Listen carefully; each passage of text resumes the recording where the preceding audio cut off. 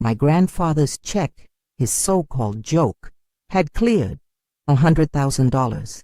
Real money. Real signature, no mistake.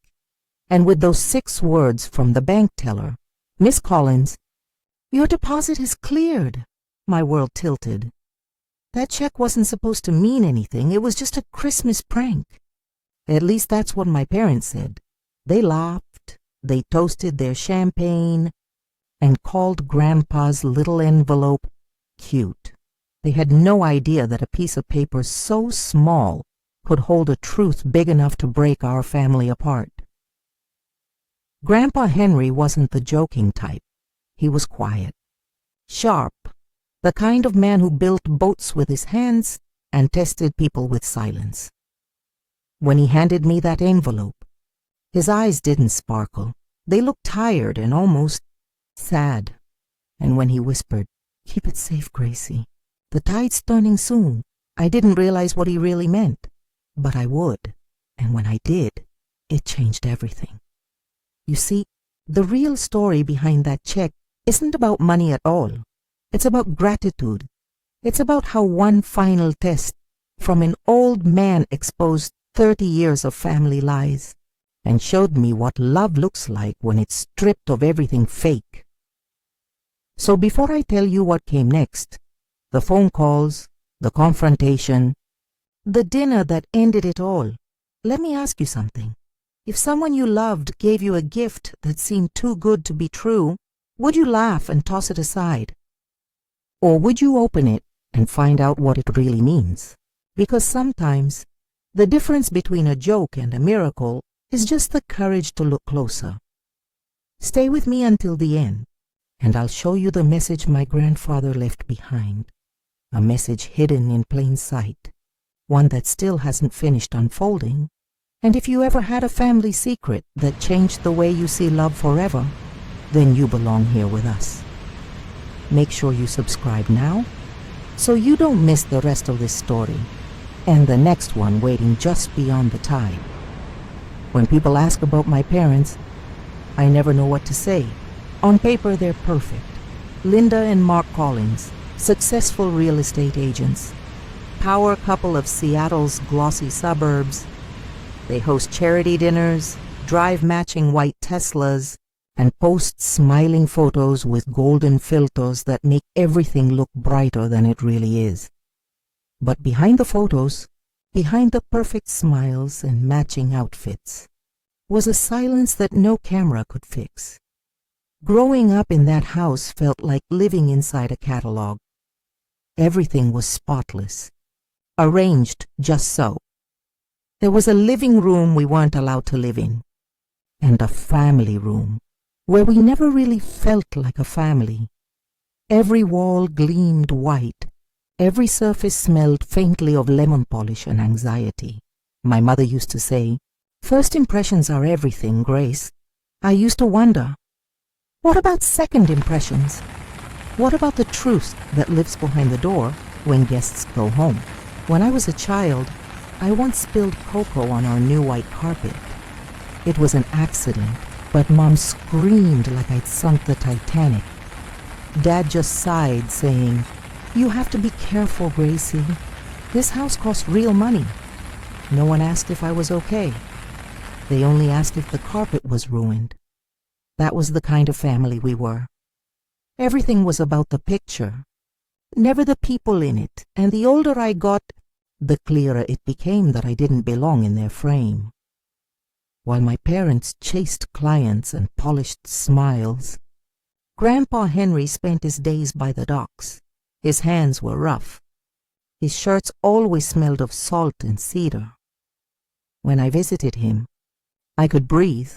He'd hand me a fishing rod, a mug of hot cocoa, and say, "Let the sea talk, Gracie. It knows more than most people. We didn't need to pretend." He told me once, "Your folks are good at building fronts, but not at building homes." I didn't understand it then. Now I do. Their houses were beautiful, but their walls kept more than just the cold out. When I was in high school, my parents started hosting what they called reputation dinners. It was their way of climbing the social ladder. They'd invite local politicians, developers, wealthy couples who talked about investments and vacations more than real life. My job was to stand beside Mom, smile and say nothing foolish. The moment the last guest left, she'd drop her voice to that brittle tone that meant something wasn't perfect. "Grace, sweetheart, could you please try to look more polished next time? You have your grandfather's stubborn posture." Then Dad would add, "Smile more. Clients love a confident daughter." I wanted to scream that I wasn't one of their listings, but I learned early. Silence was safer. So I smiled. Quietly, like a painting hung on the wall, it was at one of those dinners that Grandpa Henry showed up, uninvited. He wore his old fisherman's coat and carried a tin of homemade fudge. Mom nearly fainted at the sight of his muddy boots on her marble floor, but Grandpa didn't care. He gave her a hug anyway, then turned to me and winked.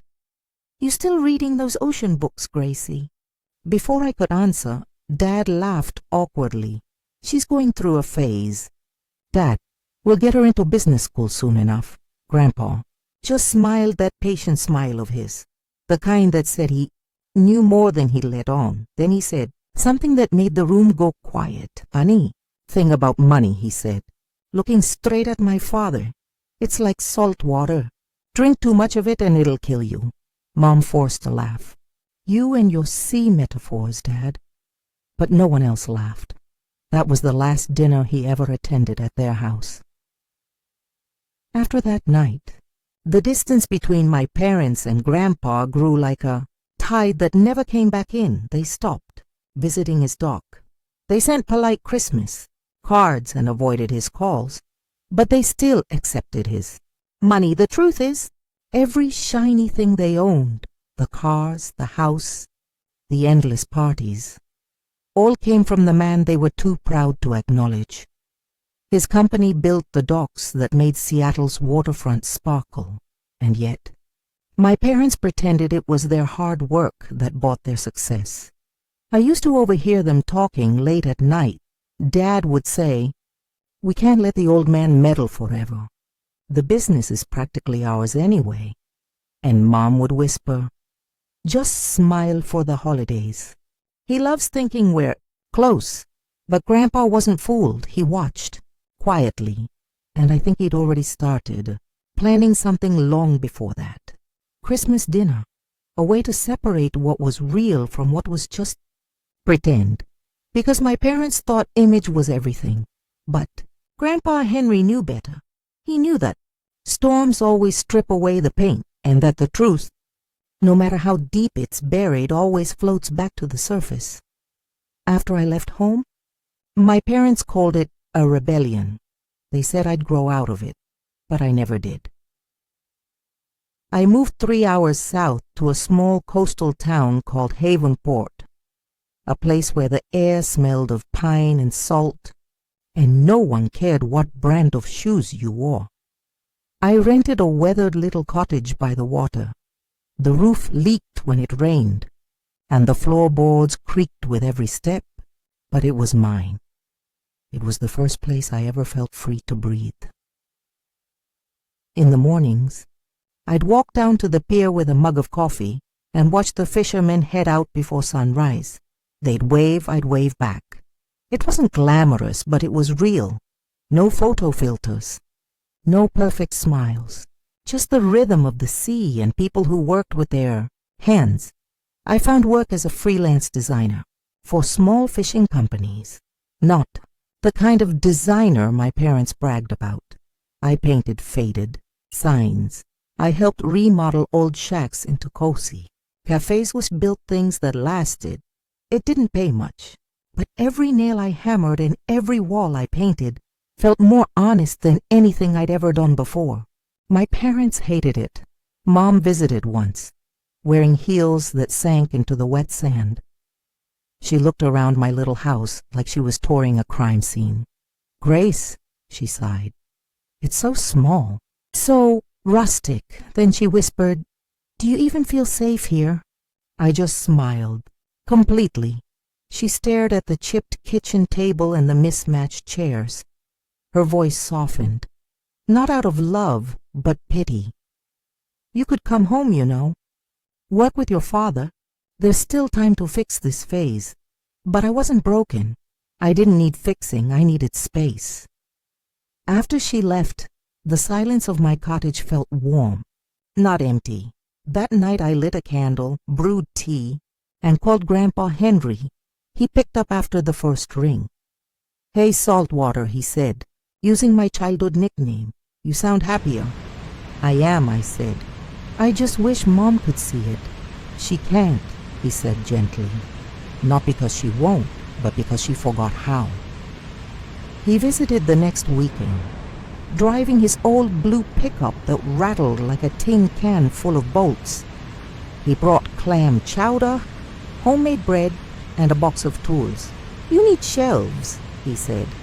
And just like that, we spent the day building them. While I measured and sanded, he told stories about storms, broken engines, and the first boat he ever built with nothing but stubbornness and a borrowed hammer. He said, "You know what makes a good boat, Gracie? Not the paint, not the polish. It's the bones, the way it's built underneath." He tapped the wood we were working on. "If the joints are weak, it doesn't matter how pretty it looks. The sea will find the truth." That day he gave me something I didn't know I needed. Not just the shelves, but permission. Permission to live quietly, to build something of my own, even if no one ever clapped for it. When the shelves were done, he reached into his coat pocket and handed me a small brass compass. The edges were worn, the glass a little scratched. He said, "Every sailor needs a true north. Keep this close. When the world tries to spin you around, this'll remind you where you stand." I still remember the weight of that compass in my palm. Cool, solid, honest. I didn't know then that it was more than a keepsake. It was a clue, a warning. Maybe because Grandpa Henry didn't give gifts without meaning. Weeks passed, and I slipped into a rhythm I loved. Work during the day, sketches and tea at night. Sometimes I'd hear his voice in my head, telling me to trust my hands, to build strong bones, to stay real. Then one afternoon, I got a call from my mother. Her tone was sharp and sugary all at once. "Your father and I were just talking," she said. "We think it's time you considered coming back to the city. We could find you a real design job, maybe with a firm." I almost laughed. "Mom, I have a real job," she sighed. "Oh, Grace, painting shacks isn't a career." Before I could answer, she said something that stuck in my chest. "Your grandfather's getting old. You should be around while you still can. Maybe he can help you out a bit, you know, financially." That word, financially, just made my stomach twist. They didn't visit him for love. They visited him for what he had. That night, I wrote a note in my sketchbook. Money doesn't test people. Gratitude does. It was something Grandpa had said years ago, when I was too young to understand. But now, in the quiet of my small home, I finally did. I looked at the compass on my desk. It pointed north, steady, unshaken, and for the first time, I wondered if that compass was pointing towards something bigger than I could see. A direction I hadn't discovered yet. A storm I didn't know was already coming.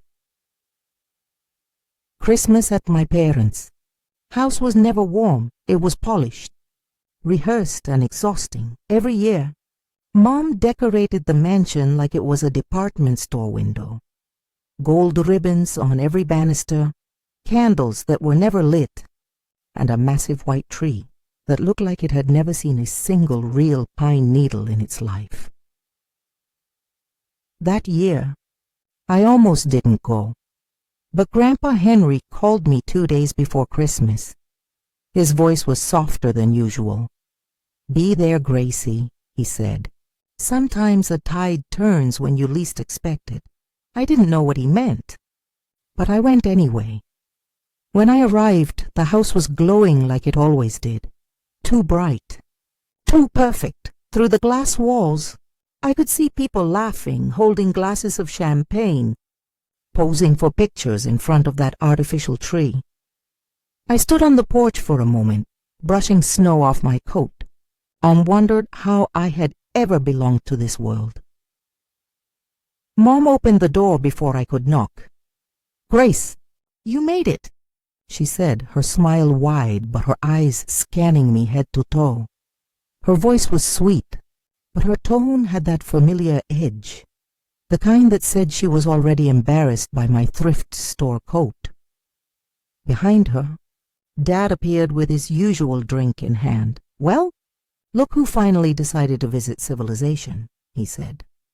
His laughter was quick and empty, like a champagne bubble that popped before it reached the surface.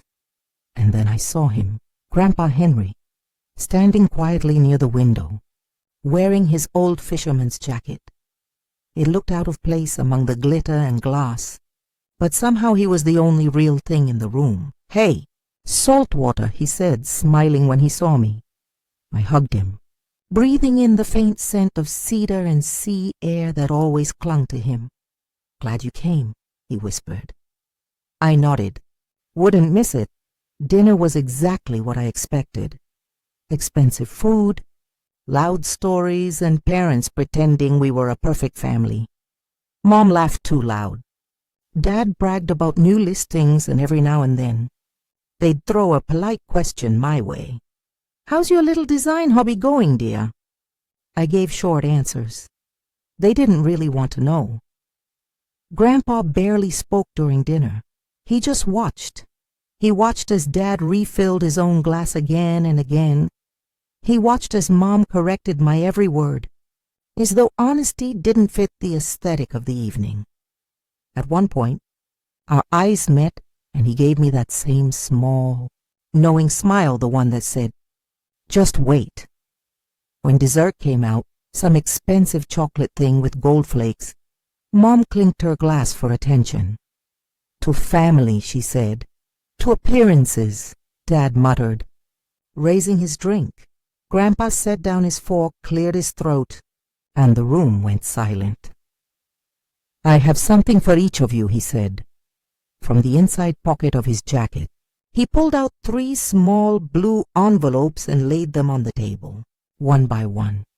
First in front of Dad, then Mom, then me. He didn't smile.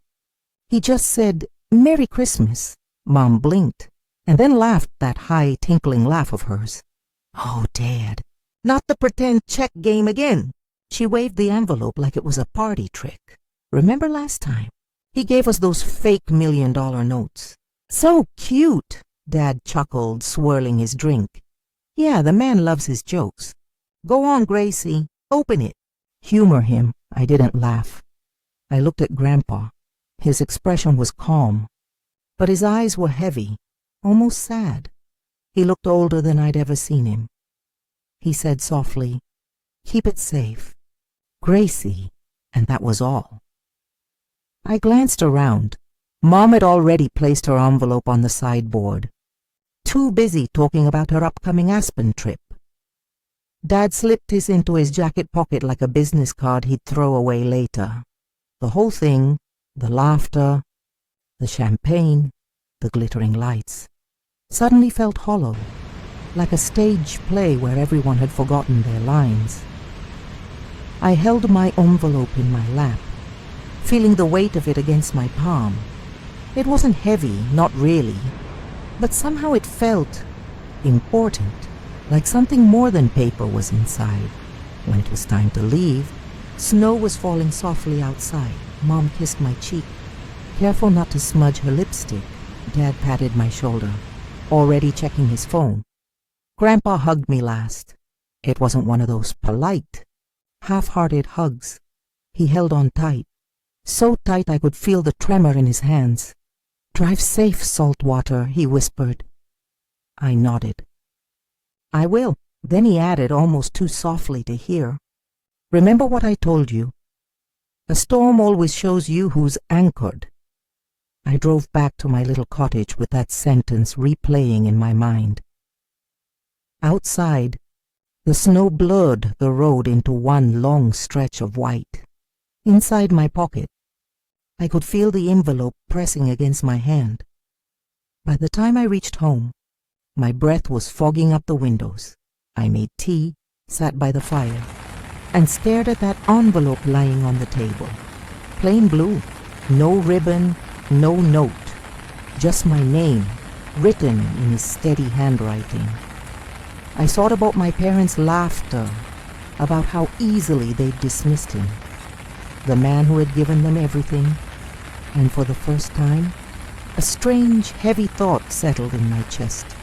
Maybe the joke wasn't on him at all. Maybe it was on them. The next morning the house was quiet, except for the soft crackle of the fire. Snow had piled against the window panes, and the world outside looked peaceful, untouched. But my mind was anything but calm. That blue envelope sat on my kitchen table, untouched since last night. I kept glancing at it as if it might move on its own. I told myself it was just another one of Grandpa's sentimental gestures. Something harmless, maybe even funny, but the weight in my chest told me otherwise. I tried to ignore it. I made coffee, fed the cat, turned on some soft music, but every time I walked past the table, the envelope seemed to whisper, "Open me." Finally I gave in. I sat down, took a deep breath, and slid my finger under the flap. Inside was a plain white check, my name, Grace Collins, written in Grandpa's neat, blocky handwriting. The number made me blink twice. $100,000. I laughed at first, but it wasn't the kind of laugh that feels good. It was nervous, shaky, thin. Of course it was fake. It had to be, right? But then I looked closer. It wasn't written on his personal checkbook. It was drawn from something else. The Henry Collins Marine Foundation, his foundation. His life's work, the same one he had told me was for the sea, not for people like us. The air suddenly felt heavier. I grabbed my coat, stuffed the check in my pocket, and walked out into the cold. The snow bit at my cheeks as I crossed the street to the small town bank. It wasn't even open yet. But the manager knew me. He waved me inside. "Morning, Grace," he said, smiling. "Rough weather, huh?" I nodded, barely hearing him. I need to check something. "Could you see if this is valid?" He took the check and frowned slightly. "Sure thing," he typed for a moment, then stopped. The silence stretched until it felt unbearable. He looked up, his expression unreadable. "Miss Collins," he said slowly, "your deposit has cleared." My throat went dry. "Cleared?" I whispered. "Yes, ma'am. It's real. Funds are verified. Immediate availability." He smiled politely, but his eyes searched my face, like he was waiting for me to say something. I couldn't. I just nodded, murmured thank you, and walked out. The cold hit me harder this time. I stood in the parking lot, staring at the check in my hands.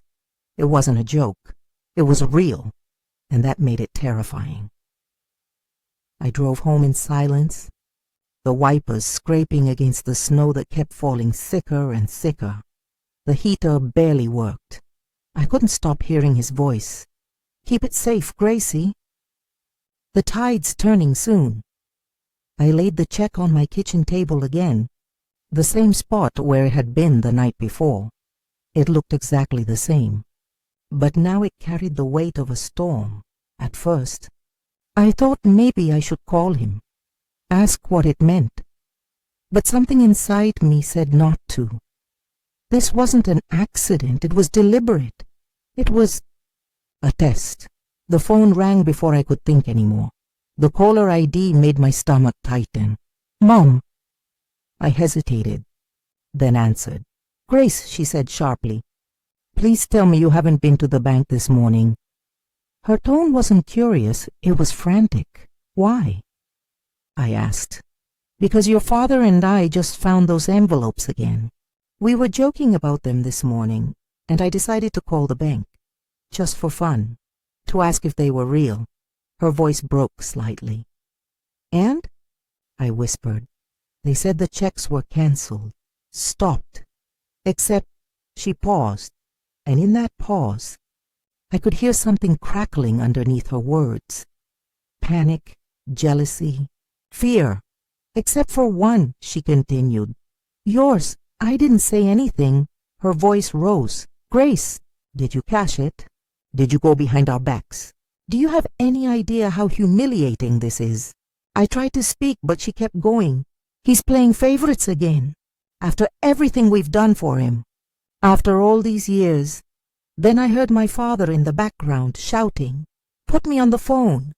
His voice came through, cold and hard. "Grace, you need to come here. Right now. We're going to fix this. You have no right to that money. None." "Dad," I said quietly, "he gave it to me." He scoffed. "He's old, Grace. He's confused. He doesn't know what he's doing." "No," I said softly. "He knows exactly what he's doing." There was silence, then a click. They hung up. I stood there, holding the phone in one hand and the check in the other. Outside, the snow kept falling, but inside, everything felt suddenly, painfully clear. This wasn't about money. It was about something much deeper, a test of gratitude, of truth, of who we really were when no one was watching. I placed the check carefully inside an old wooden box on my shelf, the one Grandpa had built with me years ago when I was learning how to hold a hammer steady. It still smelled faintly of cedar and salt. I closed the lid and whispered to the empty room, "I'll keep it safe, Grandpa." That night, I barely slept. Every time I closed my eyes, I saw the check, and behind it, his tired, knowing eyes.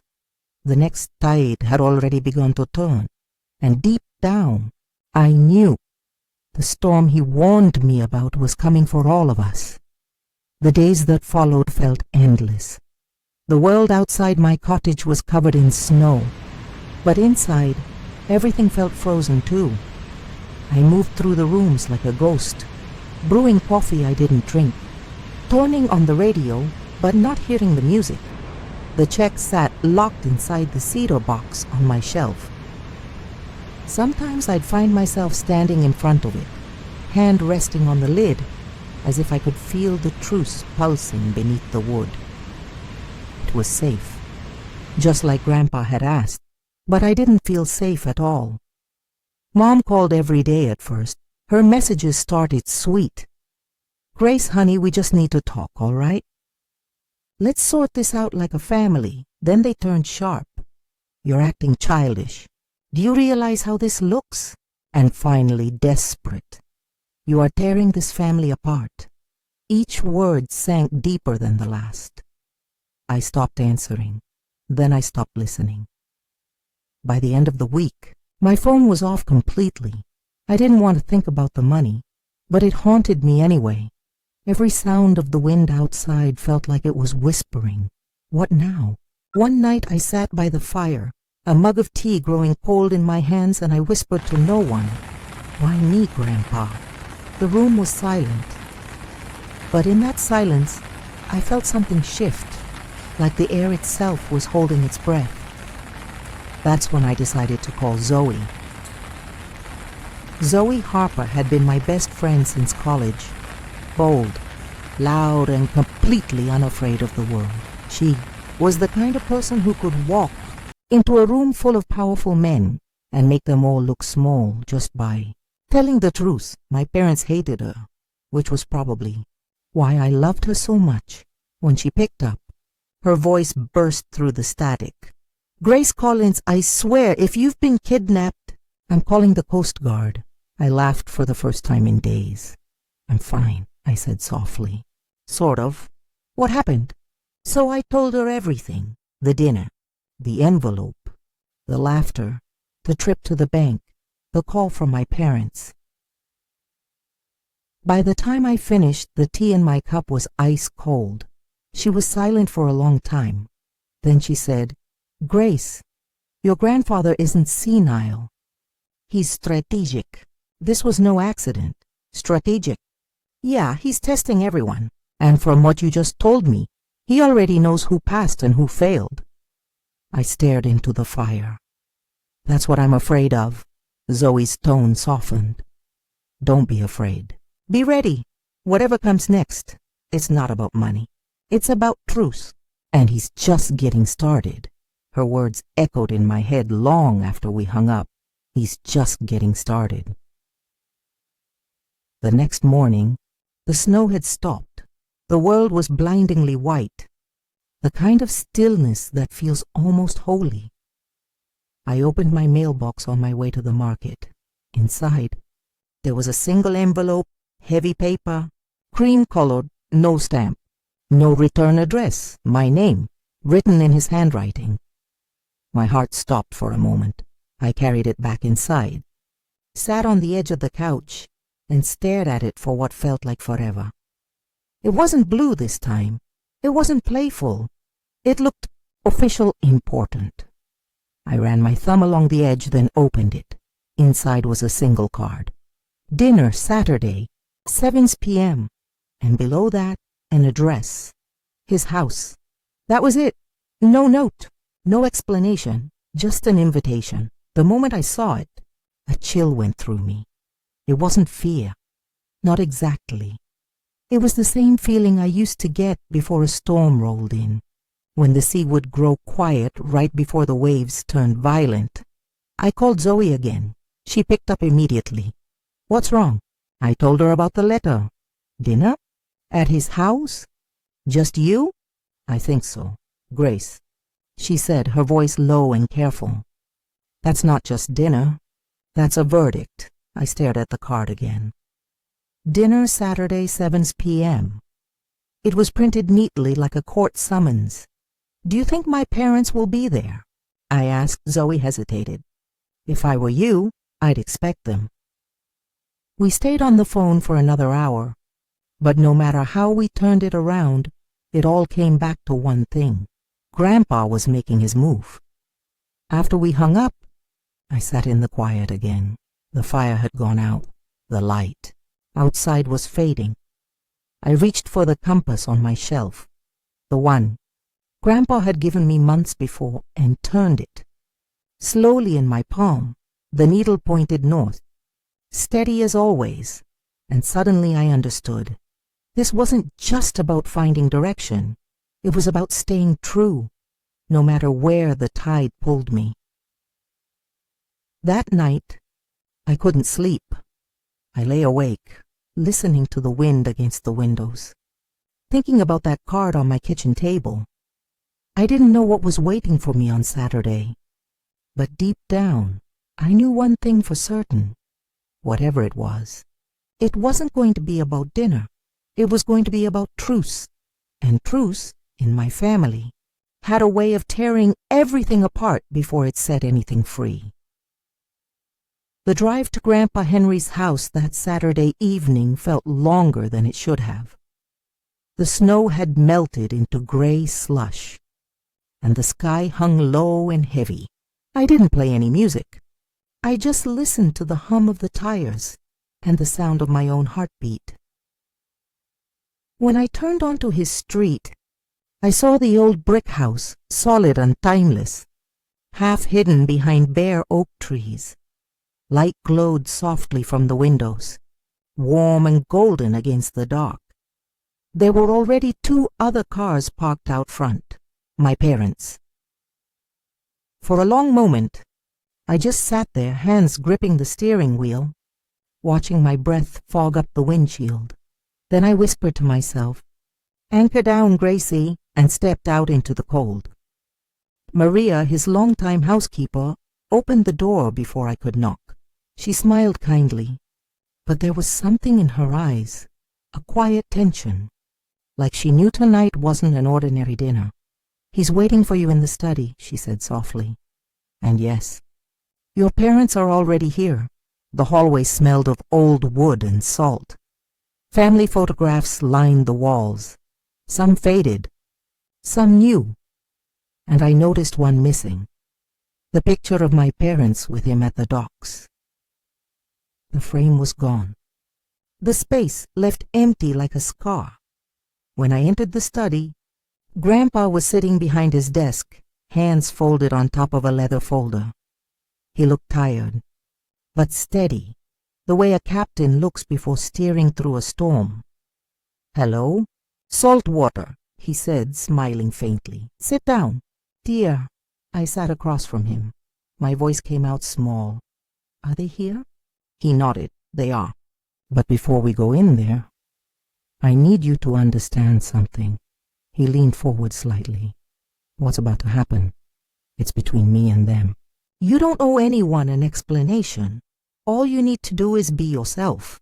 Be real." He stood up, slow but strong, and placed a hand on my shoulder. Then, with that quiet authority only he had, he said, "Let's go." The dining room was lit by candles. My mother sat stiffly at one end of the table, her hands clasped so tightly her knuckles were white. Dad stood by the fireplace, his expression carved out of anger and pride. The moment they saw me, Mom's lips trembled into a forced smile. "Grace, darling," she said, her voice brittle. "You came." Grandpa took his place at the head of the table. He didn't sit. He opened the leather folder and set it down in front of him. The sound of paper against wood was louder than it should have been. "I've spent my whole life building something solid," he began. "A company, a home, a family. I thought I was building trust, but it turns out I built something else instead. A shell polished so bright it blinded the people living inside it." Mom's chin lifted slightly. "Dad, if this is about the check," he raised a hand. "This isn't about a check. It's about what the sea taught me." He turned toward me. "Grace, do you remember what I told you when we built that first table?" I nodded. "The paint doesn't matter. It's the bones that hold it together." He smiled softly. "Exactly." He faced my parents. "For 30 years you've lived on paint. You've called it success. But every storm shows what's underneath, and last week, that storm came." Dad took a step forward, his voice sharp. "If you think this little stunt proved anything, sit down." "Charles," Grandpa said quietly. The power in his voice silenced the room. He pulled out 3 envelopes, identical, blue, and set them on the table again. Then he looked directly at Mom and Dad. "You laughed at them. You laughed at me." His tone wasn't angry, just heartbreakingly steady. "You called my gift a joke. But the only thing that was fake that night wasn't the check. It was your love." My mother's face went pale. "Dad, that's cruel. You know we've always—" He cut her off gently. "No, you've always taken. You've never thanked. You saw my hands as a bank, not a compass." He turned to me. "And you, Grace, you said thank you. Not because you expected anything, but because you meant it." His eyes glistened. "You're the only one who passed the test." Then, without warning, he opened the folder and slid several documents across the table. Legal papers, stamped and signed. The top page read, "Last Will and Testament of Henry Collins." Dad's voice cracked. "What is this?" "My will," Grandpa said. "My true will. The will of the sea." He straightened his shoulders. "Everything I built, the docks, the company, the house, the foundation will go to Grace Collins, effective immediately." Mom gasped. Dad slammed his hand on the table. "You can't do that." "I already did," Grandpa said calmly. "The papers are filed. The lawyers have copies. The tide has turned, son." For a moment no one spoke. The air felt thick. Mom's eyes filled with tears. Not of grief, but fury. "You're throwing away your legacy for a girl who paints fishing shacks?" Grandpa looked at her gently. "No, Denise. I'm giving it back to someone who knows what legacy means." Dad's voice shook. "She manipulated you. She made you do this." Grandpa's eyes hardened like steel. "She didn't have to. You did it to yourself. Then he said something I will never forget. I used to think the sea tested men by storms, but now I know it tests them by gratitude. And you both sank without even realizing you were drowning. The silence that followed was endless. Then Mom stood abruptly, her chair scraping against the wood floor. Let's go. Charles, she said coldly. Dad hesitated, his jaw tight, but finally followed her out. Their footsteps faded down the hall, and then the front door closed. Grandpa exhaled slowly. It sounded like he'd been holding that breath for 30 years. He sank into his chair and looked at me. Well, salt water, he said softly. I guess the sea made its choice. I wanted to speak, but my throat tightened. He reached across the table, took my hand in his weathered one and said, Don't be afraid of the storm, Gracie. You're the only one who learned how to sail. The night after the dinner, I couldn't sleep. Every sound in my little cottage seemed sharper. The creak of the floorboards, the hum of the wind, the steady tick of the clock. I kept replaying everything that had happened. The look on my father's face, the tremble in my mother's hands, and Grandpa's voice, calm and certain as the sea. When dawn finally came, I made coffee and sat by the window. The world outside was pale blue, washed clean by the storm. For the first time in years, I felt something new, not joy exactly, but peace, a strange, steady kind of peace that comes after truth finally surfaces. Later that week, I drove back to his house. The front door was unlocked inside. Everything was just as we'd left it. The long table, the empty chairs, the faint smell of salt and cedar. Maria met me in the hallway, her eyes soft and tired. He's in the study, she whispered. He's been waiting for you. When I stepped inside, he was sitting by the window, a blanket over his knees, his gaze fixed on the horizon where the ocean met the sky. He looked smaller somehow, but lighter too, as if he'd finally set something heavy down. Hey, salt water, he said, smiling faintly. Hey, Captain, I answered, trying not to cry. We didn't talk about my parents. We didn't talk about the money, or the company, or the papers. We just talked about the roses he wanted to plant in the spring, about the smell of rain before a storm, and about how some things, no matter how broken, can still be rebuilt. After a while, he reached into his pocket and handed me a small folded note. His hands shook slightly. Don't read it here, he said softly. Read it when the sea feels quiet again. Then he squeezed my hand. I'm proud of you, Gracie. Not for what you have, but for what you didn't trade away. He looked out the window again and smiled. You know, I always wondered if this family would ever remember what real looked like. Then almost in a whisper he added, the sea always brings the truth back, no matter how deep you bury it. A week later, he was gone, peacefully.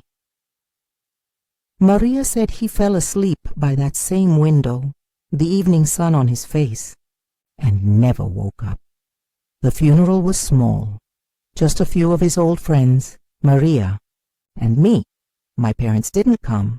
They sent flowers instead, white lilies, perfect, expensive, and completely meaningless. When the last person left, I stood by his grave alone. The wind off the water was cold, but I didn't mind. I took the compass from my pocket, the one he gave me that first summer, and placed it gently beside the headstone. It spun once, then stilled, pointing north, always north. That night, I went back to my cottage and opened the note he'd given me. His handwriting was shaky but clear. Money changes hands every day. Respect only once. I read it 3 times. Then I cried. Not the loud, broken kind of crying, but the quiet kind that comes when something inside finally understands. Over the next few months, life changed. The lawyers called. The company became mine, the bank accounts, the house, even the foundation, all in my name. But none of it felt like wealth. It felt like responsibility, like the weight of a promise. I kept working as a designer. I opened a small studio in town and called it Salt. Light Designs, after him, after the sea. I hired young designers and paid them fairly, the way he would have wanted. At the back of the studio, I built a wooden table from scratch, strong and simple, with clean lines and honest joints. On it I keep his photograph, the two of us standing in the workshop, covered in sawdust, grinning like we'd just built the world. Sometimes clients ask me about the man in the picture. I tell them, he taught me how to build. And when they ask if he was a builder too, I smile and say, no, he built people. It's funny. The check that started it all still sits in that same cedar box, untouched. Every once in a while I open it, not to see the money, but to remind myself that what's real never needs to prove itself. And sometimes, late at night, I drive down to the pier where the waves hit the rocks and listen to the water talk. I swear, if you listen close enough, you can almost hear him there, his voice in the rhythm of the tide, calm and steady, saying, stay real, Saltwater. The world needs you just like this. I smile every time, because that's the thing about lessons from the sea. They never stop teaching you, even long after the storm has passed. And maybe that's what love really is. Not the kind that shines in family portraits or perfect houses, but the kind that endures, quiet, constant, and real. It's been almost a year since that winter, a year since the check, since the storm that washed away everything false in my family. Sometimes when I walk by the harbor at dusk, I still expect to see Grandpa standing there, hands in his coat pockets, eyes on the horizon, waiting for the tide to turn. But the truth is, he's still here, in the smell of cedar in my workshop, in the sound of hammers and laughter from the people I work with, in every choice I make that puts honesty before perfection. People say grief fades, but I don't think it does. It just changes shape. It becomes something quieter, something you learn to carry, like a compass that always points you back to what matters. I think that was his final lesson, that love doesn't always look soft. Sometimes, love is the storm that breaks everything open so the truth can finally breathe. My parents and I haven't spoken since that night. There are days I miss them, or maybe I miss who I thought they were. But I've stopped waiting for apologies that will never come. Because Grandpa was right. Money doesn't test people. Gratitude does. And when the test comes, you either rise or you sink. I chose to rise. Sometimes when new clients come into my studio, they tell me their stories about families, loss, forgiveness. And I listen. Because I've learned that every family has a storm. And every person, at some point, has to decide whether to live for appearance or to live for truth. If you're watching this, maybe you've been through something like that too. Maybe your storm had different names, different faces, but the ache felt the same. If it did, I hope you remember this. You're not alone. You can build something real again, no matter what was broken before. And sometimes, the people who see your worth aren't the ones who share your blood. They're the ones who teach you how to build, how to forgive, how to stand steady when the world shakes.